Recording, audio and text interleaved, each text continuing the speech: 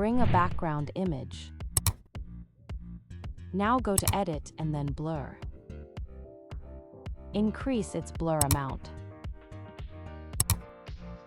Now select an image and bring a circle frame. Add the image in frame.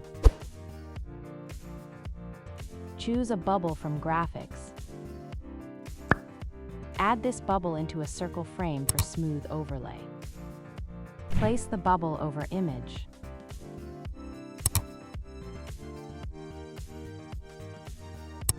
Hereafter search for Glow in Elements tab.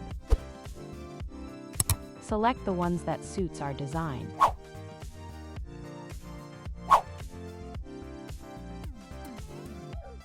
Doing so, we can achieve an easy bubble effect in Canva.